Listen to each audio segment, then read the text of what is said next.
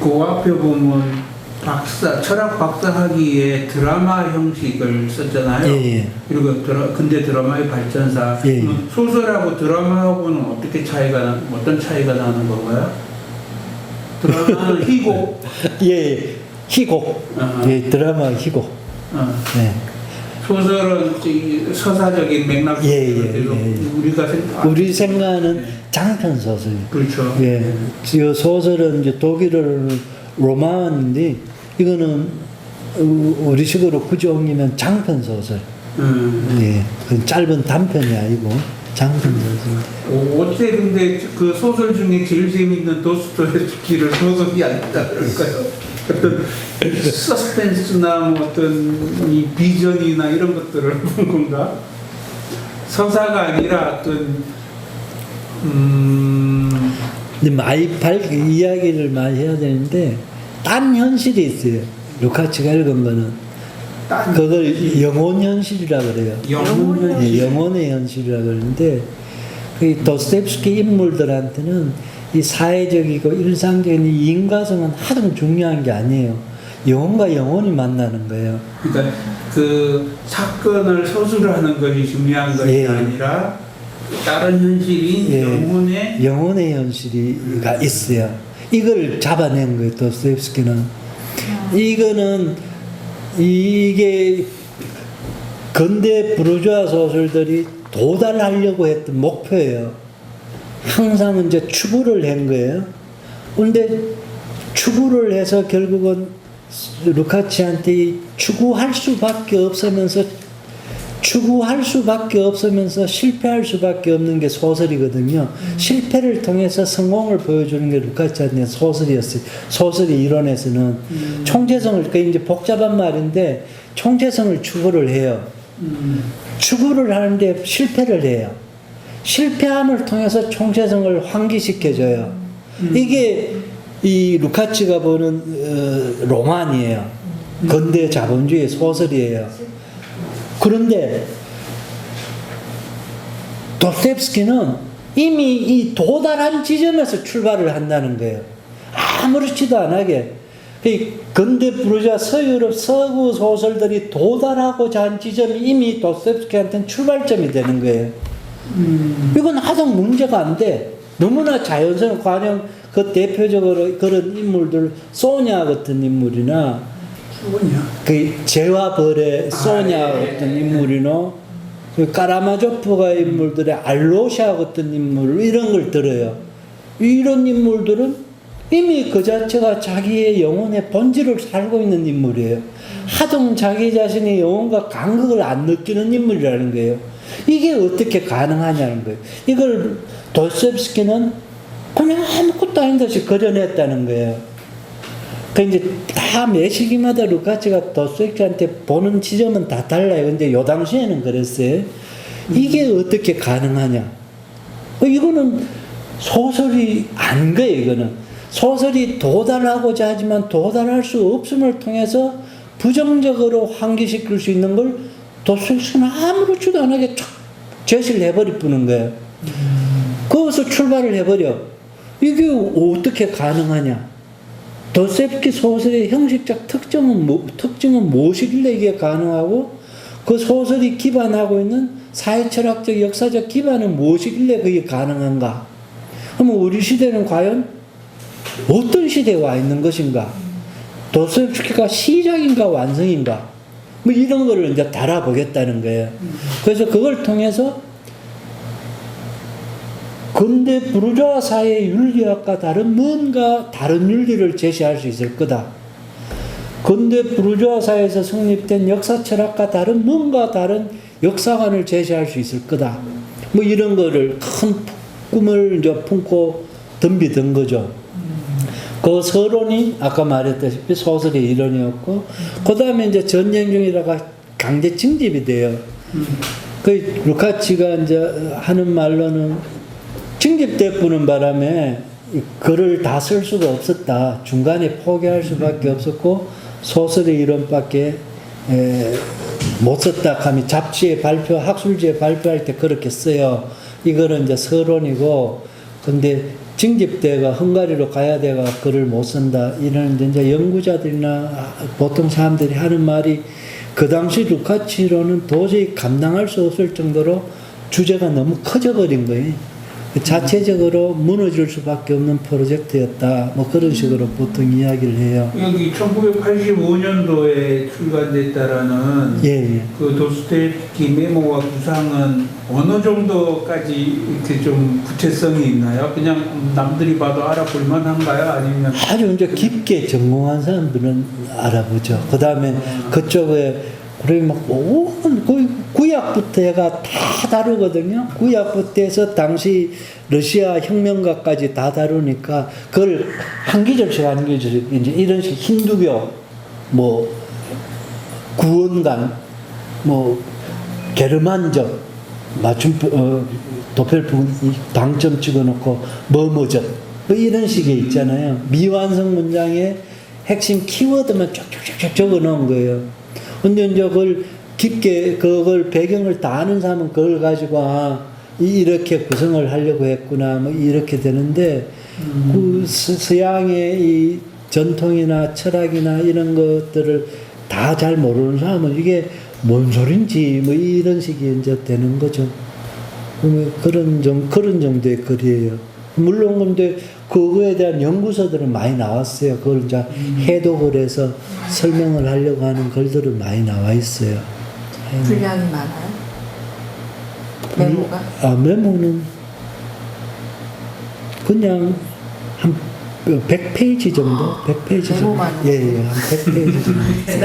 소심한 도대체 얼마큼 쓰는 루카치는 글 쓰는 버릇이 항상 그랬대. 이렇게 키워드를 쫙 적어 놓는 거예요. 그걸로 논리적 구성이 되는 거예요. 자기 글을 풀 순서대로 쫙 핵심 키워드를 적어 놓고 이제 거기에 살을 붙이는 식으로 쫙 이제 글을 쓰는. 안 적어 작가들 같은 경우도 예. 떠오를 때마다 메모를 하잖아요. 예. 그러니까 안 적으면 까먹게 되는 거죠. 그때 이렇게 하고 그래 이제 전체를 그걸 또 적으면서 전체 구도를 잡아가 전체를 이렇게 그런 식으로 그래서 이제 저 소설의 이론이 그러면은 지금 뭐 게르만족 역사 그 메모가 나온 것 같은데 그럼 소설의 이론이 아까 쭉 말씀하신 것 중에서 소설이란 이 부분 정도 나온 거예요? 예, 서사시하고 네. 소설하고 그다음 드라마하고 이걸 이제 그죠. 비교하면서 이야기를 비교 하는 정도만? 예. 소설 이론에서 도스토옙스키는 제일 마지막에 나와요. 맞아 소설은 아, 아니다.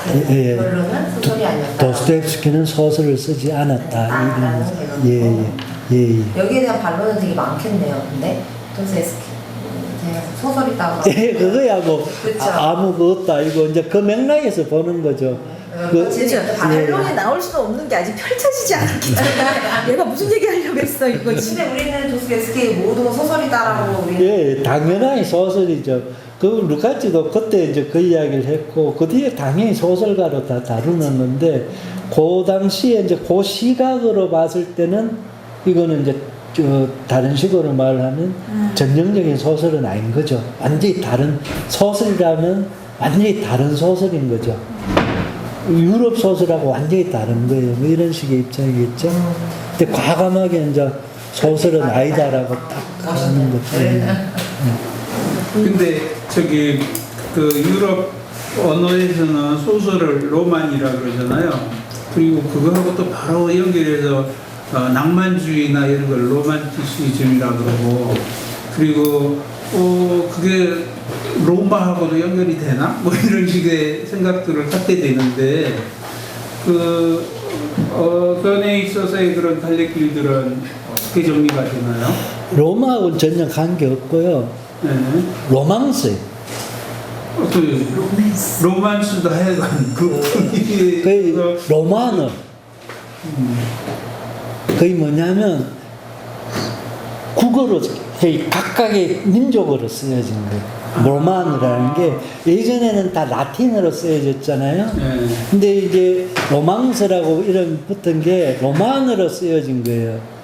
로만어로 쓰여진 지나라 말로 쓰여진 거예요. 지나라 말로 쓰여진 산문에서 여기서 로만이 된 거예요.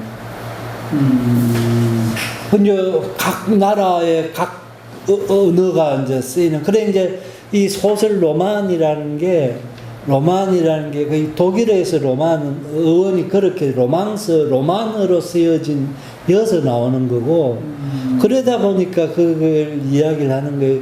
이 근대 민족 개념, 민족적 상상력 이걸 구성을 하는데 가장 19세기, 18세기 획기적이고 가장 강력한 힘을 가진 매체가 소설이었다 그러는 게 쥐나라 언어로서가 가장 많은 사람들이 읽고 가장 많은 사람들이 같이 느끼고 이러면서 민족 감정 같은 게 형성되는데 제일 강하게 이제 영향을 미친 게 소설이라고 이야기를 하죠. 그 건축에서는 11세기, 12세기 뭐 이때 고딕 이전에 보면 로마네스크인가 그거하고 전혀 관계 없어요. 로마하고 그 로마네스크 로마하고 이렇게 연결될 건데 그렇죠. 그거하고 전혀 관계 없어요. 이건 아무 관계 없고. 그 건축 양식 보면 왜그 로마네스크라고 했나 로만틱 뭐 그 스타일이라고 그랬나 이런 플레이에서 그것 때문에 나는 그 로만이라는 그 뿌리가 그 로마라는 그 국가 길게 연결이 되나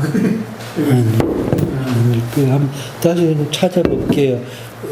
쥐가 알기로는 그 로만으로 쓰여진에서 나온 거예요. 로만이 쥐나라 말이라니까.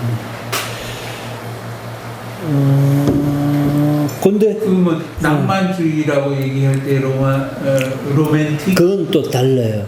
로만나피트, 로만티시 이거는 그거는 또 이제 언어가 여러 뜻이 있을 거 아니에요.